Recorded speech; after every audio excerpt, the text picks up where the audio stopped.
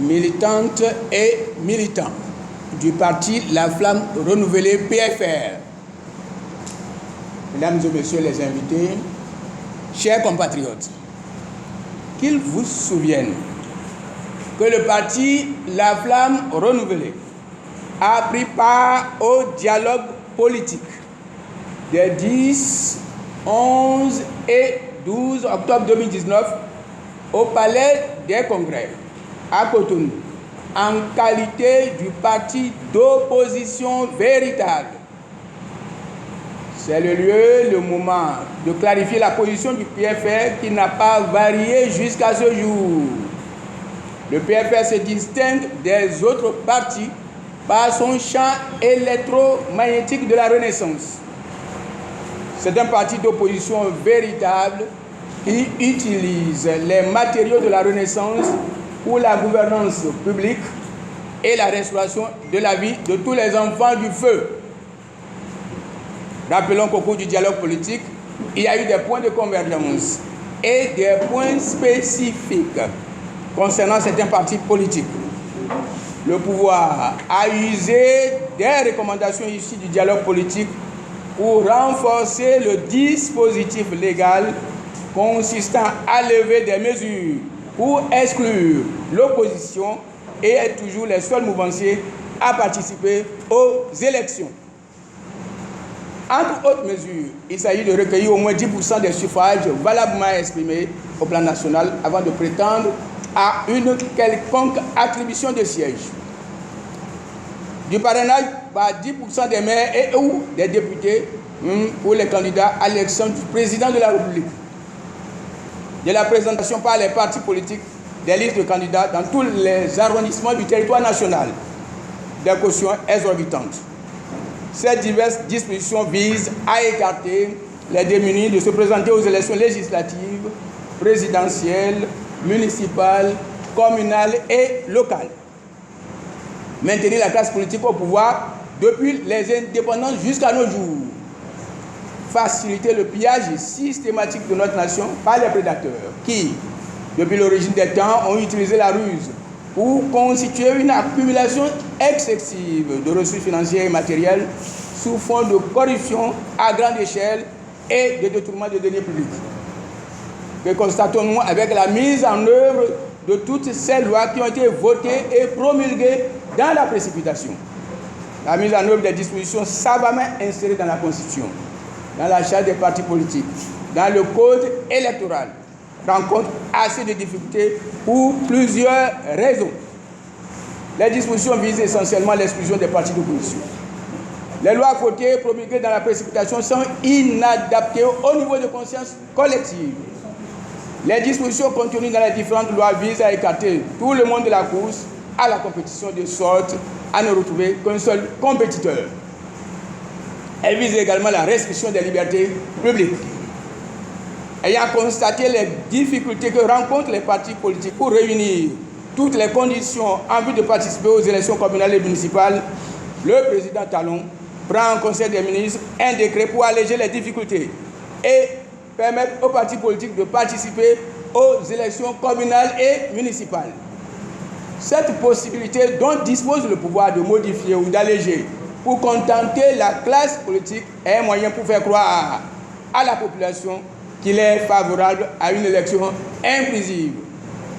Dans son plan funeste, le pouvoir de la rupture va rééditer les mêmes actes qu'aux élections législatives, à savoir la nomination des maires et des conseillers.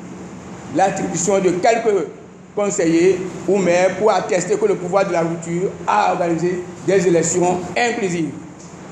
L'enjeu est de taille. Le parti La Flamme Renouvelée, PFR, invite les enfants du feu à une réflexion approfondie sur le devenir et les perspectives de notre nation commune, le Bénin. Nous savons, au niveau du PFR, que plusieurs décennies d'animation de la vie politique de notre pays ont été marquées par l'achat des consciences pour bénéficier des suffrages des enfants du feu.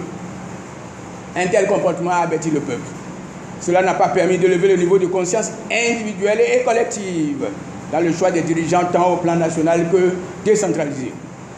Ces dernières n'avaient pas le souci de construction d'une nation, d'un peuple à travers la structuration d'une économie fondamentale, indépendante. La revue du système monétaire pour mettre fin à la servitude monétaire, le renforcement de notre démocratie, source d'épanouissement des enfants du feu, l'exploitation rationnelle de nos ressources humaines internes et la mise en œuvre d'un plan de développement socio-culturel. Si vous vous laissez influencer par la peur, les intimidations, la vie de tous les enfants du feu sera hypothéquée pendant des décennies encore. Les lois votées et la révision de la Constitution sont des moyens qui permettent au pouvoir de réduire tout le monde au silence.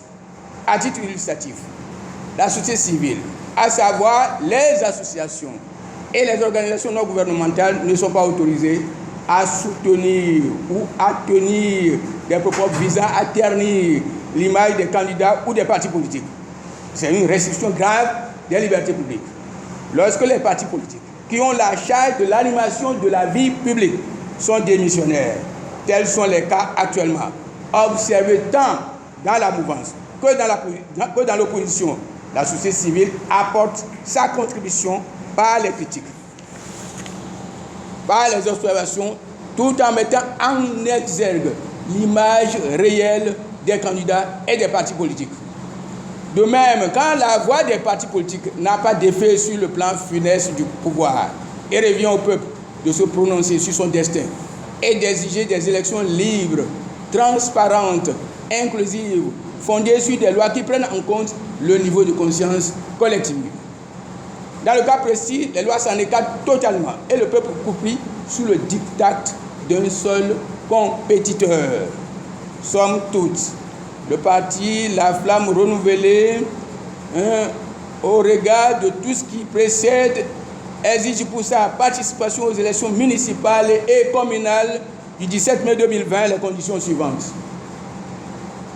Le pouvoir de la rupture créera les facilités pour l'obtention des pièces constitutives des dossiers de candidature. L'animation de la vie politique nécessite des ressources financières. À cet effet, les partis politiques, à l'unanimité lors du dialogue national, ont demandé, en attendant le vote de la loi sur le financement public des partis politiques, qu'une subvention forfaitaire leur soit accordée sans distinction de couleur. Nous sollicitons le concours de l'État pour accompagner les partis politiques dans la participation des prochaines élections municipales et communales. De même, le PFR voudrait s'assurer que le pouvoir de la rupture ne réédite la nomination des élus et, dans le cas présent, la nomination des maires et des conseillers sur toute l'étendue du territoire national. Le PFR exige la mise à disposition de tous les partis politiques de la liste électorale numérisée. Dans le système partisan, les militants du parti suffisent pour investir les candidats à la présidentielle pour aller aux élections. Étant donné que le pouvoir de la rupture unilatéralement décide de l'allègement de dispositions, le PFR exige l'abrogation relative au parrainage.